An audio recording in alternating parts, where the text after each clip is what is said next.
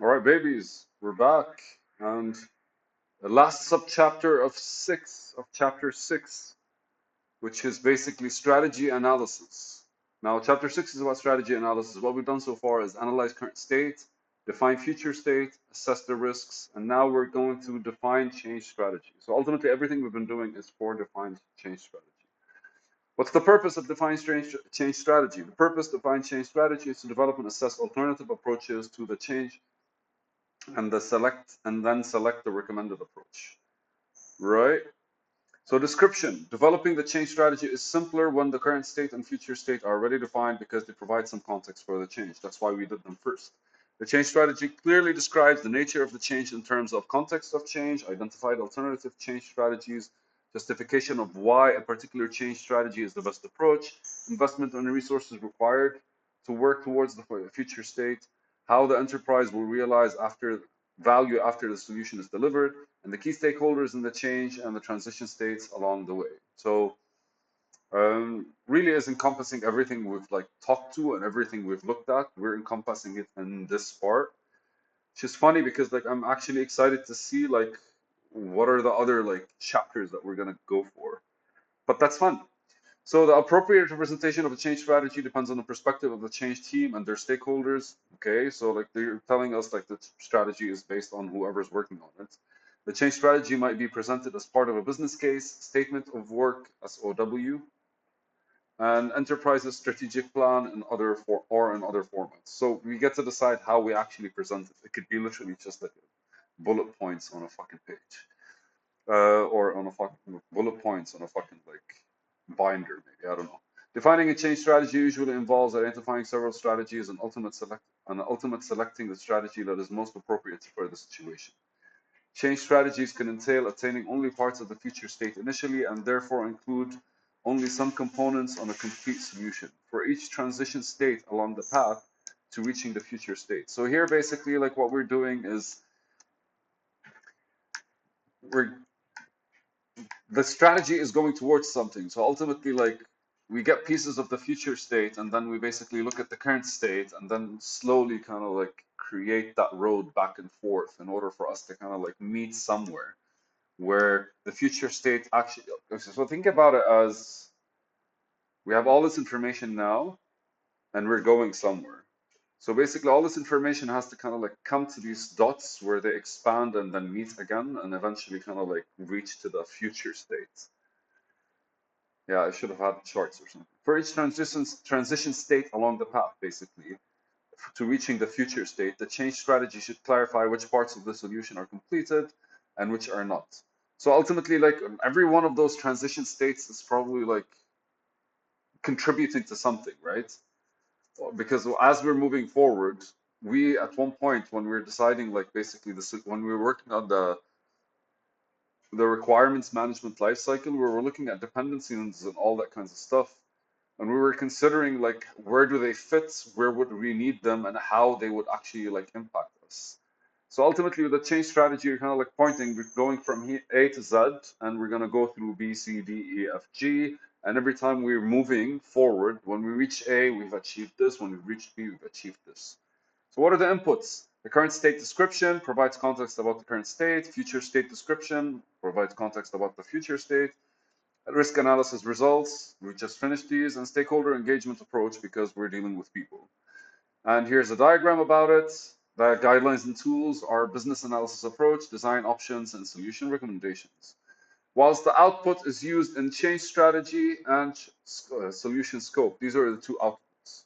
The solution scope and the change strategy. This is like a clear identification of how far we're willing to go with what we have or how far we can go with what we have and we're able to kind of like achieve within the actual time frame and whatever like parameters that we placed for ourselves. So what are the tasks using these outputs? Stakeholder engagement, prioritizing requirements, assess requirements, approve requirements, risk analysis, blah, blah, blah, blah, blah. Lots of stuff. We're going to read about them at the bottom.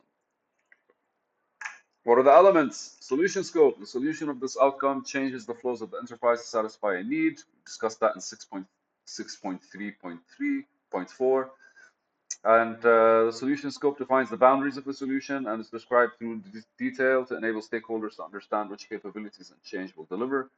It also describes how to propose solution enables the future state's goals, and solution scope might evolve through the initiative and more information discovered. So ultimately, the elements of this is basically the pieces that fit to actually make sure that we are actually talking about the strategy. And the solution scope is literally just an explanation of everything that we need in order for this to achieve and what does it look like, if anything, to us, to others, to whatever. The solution scope might describe in different ways, including the use of capabilities, functions, locations, technology, business rules, networks, business decisions, organizational structures, data, workflows, processes, events, resources, sequences, knowledge and skills, motivations, or models and description of markets and business logic. I did all of these in one breath. So good stuff. The solution scope can also include descriptions of out-of-scope solution components to provide clarity. So all of these knowledge and skills, resources, processes, data, workflows, events, all of these could actually be like the scope of what are we achieve, where are we reaching. Gap analysis. Gap analysis is basically where we are and where we're going to be and the difference in between. So gap analysis identifies the difference between current state and future state. To perform gap analysis, both current state and future state should be defined using the same techniques to describe both current state and future states. Assist in gap analysis as it simplifies the comparison. Gap analysis will help identify the gaps that prevent the enterprise from meeting needs and achieving goals. It can be used to determine if the enterprise can meet the needs using the existing structure, resources capable, and technology of the enterprise. Can, like whatever resources we have, everything we can do in order to actually like get to that. If the enterprise can meet the needs of the current state of capabilities, then the change will likely be relatively small.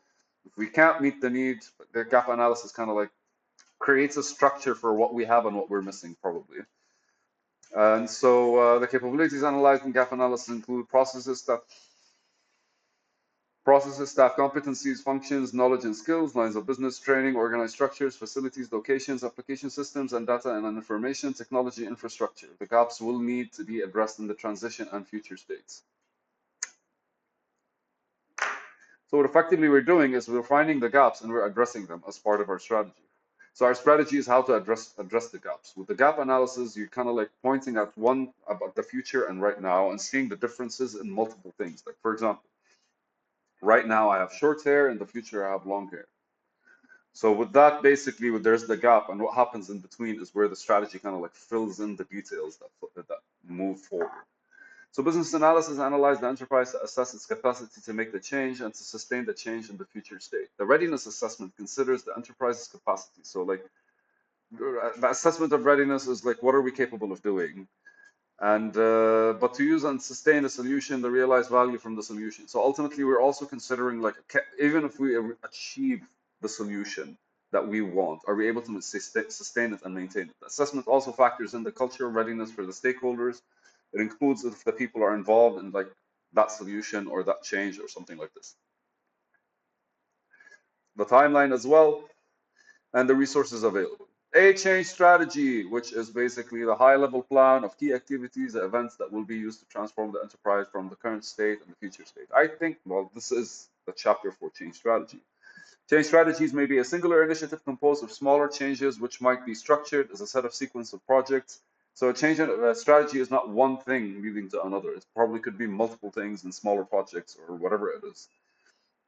Or various continuous improvement efforts. Each element of change might not completely address the need, so multiple changes might be necessary. So during the course of the development of the change strategy, several options are identified, explored, described through the detail. Like, again, like we're always aware of what's going on around us and determining detail and describe in enough detail to determine which options are feasible. Alternatives can be identified through brainstorming and consulting. Subject matter experts, sources, ideas.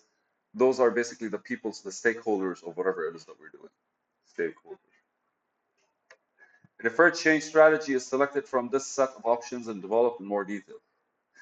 The preferred change strategy should be selected considering. So when we're selecting a change strategy, we're going to consider the organizational readiness to make change, major costs and investment needed to make change, timelines to make change, alignment of the business objectives, timelines and value realization, opportunity costs of the change strategy. Like these are the things that we actually consider with the solution scope, with the need, with the research that we do, with the stakeholders and how we talk to them. We can almost consider these everywhere, like time, alignment with the objectives, value, opportunity costs. organizational readiness, major cost investment needed, cash, all that good stuff. Business analysis may develop a business case for each potential change strategy to support decision making. Like we actually could like because maybe we choose to kind of like deliver the full project on smaller series of projects. So basically, every single one of them kind of like requires a change strategy, maybe. And the opportunity cost of each change strategy also needed to be considered. Opportunity cost refers to the so a change strategy is like the smaller things that lead to the big things in a strategic presence, right? Like we're actually placing them in a way that could be translated to other people. And so when defining change strategy, the investment to make the change to the future state is also considered. The net benefits of a future state may be very high, but if the investment is unbearable, they just can't afford the change. The So ultimately, like when you're making a change strategy, it could very much be like fuck off. Like you did your job, but we're not going to do it. So you basically like did enough for you to consider what the project will entail, and then you were like, no, it's not going to happen. So the potential value, including the details of the expected benefit and cost, are key components of making a business case for the change. Relating descriptions of potential value to measure the actual value currently being achieved enables stakeholders to understand the expected change in value. While every change facilitated, like every single thing that's impacted has to be written down. Transition states and release planning. In many cases, the future state will need to be achieved over time rather than through a single change. Yes, meaning that the enterprise will have to operate in one or more transition states. Releasing planning is concerned with determining which requirements to include in each release phase or iteration of the change. Business analysts help facilitate release planning discussions to help stakeholders. So basically, how are you going to release the actual plan and how are you going to like incorporate the people that are necessary for it and the factors that consider that guide this decision, such as overall budget, deadlines, time constraints, resource constraints, training schedules, and ability of the business. So you're planning the change strategy is different than planning how the change strategy is applied, and it's different than how the change strategy is actually released. Like you're literally using it's Lego blocks. It's like do this now with this person and this, and other side does this, and then eventually you incorporate other people or you release more of the plan potentially so it's not really confusing. There may be organizational restraints or policies that must be adhered to in any implementation. Like always keep in mind, these kinds of things are always around us. Business analysts assist in planning the timing of the implementation in order to cause minimal disruption of business activities and to ensure all parties understand the impact of the organization. What are the guidelines and tools? Business analysis approach, design options, and solution recommendations. And these are the ones that we actually kind of like use in order to kind of like pick the plan. Business analysis approach is basically how we do things, and design options are like describes various ways to satisfy the business needs. Techniques, balanced scorecard, benchmarking the market analysis, brainstorming, business capability analysis, business cases, business model canvases, decision analysis, estimation, financial analysis, focus groups, functional decomposition interviews, lessons learned, mind mapping, organizational modeling, process modeling, scope modeling, SWOT analysis, vendor assessment, and workshops. It's a lot of stuff, man. But don't worry, we're getting to them in chapter 10. There's literally like 100 plus pages on just the tools that we could use. And who are the stakeholders? There are customers, domain expert matter, end user, implementation subject matter, operational support, project manager, regulator, sponsor, supplier, and a tester. And ultimately, the outputs are change strategy and solution scope.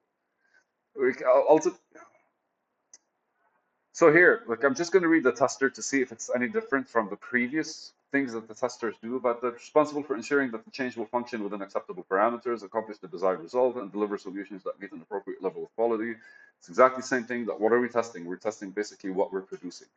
And so with every single one of these, basically like documents that we're creating, what we're doing is we're basically like checking with the people that are involved. And what are the outputs? The outputs are the change strategy and a full solution scope. The solution scope that will be achieved through execution of the change strategy and the approach that the organization will follow to guide that change. And here we go. We're done with this, and next time we're at chapter 7. Fuck yeah, babies.